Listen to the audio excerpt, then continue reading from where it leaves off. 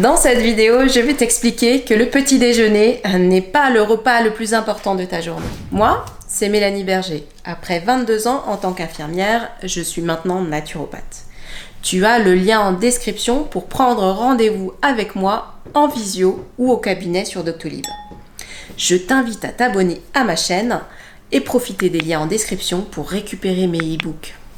Si tu n'as pas faim, ne prends pas de petit déjeuner. Ça paraît tellement simple. En fait, si tu n'as pas faim, c'est que tu n'as pas fini de digérer ton dernier repas, même s'il est hier soir. Pour les personnes qui ont des compulsions alimentaires, le petit déjeuner va être quelque chose de sécurisant. Par contre, on va faire un petit déjeuner qui n'est pas riche en glucides, parce que les glucides sont difficiles à digérer le matin, surtout le petit déjeuner qui fait monter très fort ta glycémie, une production d'insuline très importante, et vers 11h, tu vas avoir une hypoglycémie parce que ton insuline aura fait son travail et que la glycémie va descendre très très fort.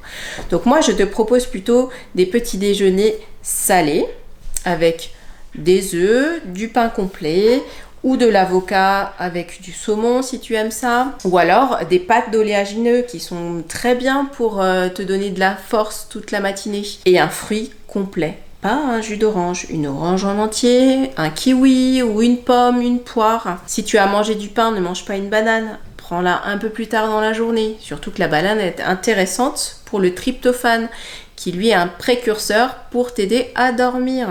Pour les inconditionnels du pain beurre confiture, eh bien je te propose de prendre tout d'abord un pain complet ou du pain des fleurs. Le pain des fleurs, tu vas trouver du pain des fleurs au sarrasin, aux pois chiches, aux lentilles. Tout ça va avoir un indice glycémique plus bas que ton pain blanc, ta bonne baguette française, mais par contre ça sera bien meilleur pour ta santé. Et tu mettras uniquement du beurre et pas de la confiture, parce que pain blanc, beurre, confiture est un cocktail Molotov pour ta santé. Utilise plutôt un fruit frais, ou alors tu écrases un fruit rouge ou une compote que tu mettras par-dessus ton beurre si tu veux. Mais la confiture, c'est 50% de fruits, 50% de sucre et surtout plus du tout de vitamines dans les fruits que tu as cuits. Quelle boisson choisir? Tu aimes le café? Bon, le café, c'est quand même pas top parce que c'est très acidifiant. Si tu peux passer plutôt sur du thé vert, ça sera mieux. Après, il existe des chicorées à base de glands de chêne ou des chicorées d'épeautre. Utilise ce produit plutôt qu'un café. Le café, utilise-le plutôt en milieu de matinée, loin d'un repas, ça sera moins acidifiant. Mais pas après ton repas, ça te met 2 heures de digestion dans la vue et c'est pas bon pour ton intestin. Le thé noir, c'est un peu pareil que le café, donc évite le thé noir.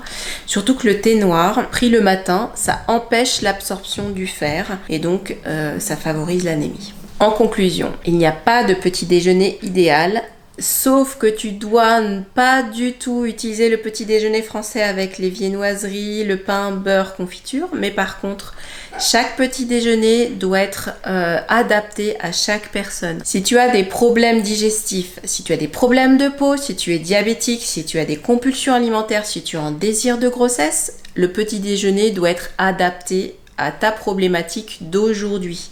Et celle d'aujourd'hui n'est pas celle de demain.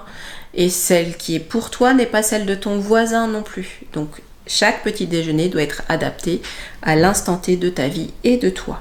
Si cette vidéo t'a plu, n'hésite pas à mettre un pouce pour me encourager. Et si tu as des questions, n'hésite pas à les mettre en commentaire. À bientôt pour une prochaine vidéo.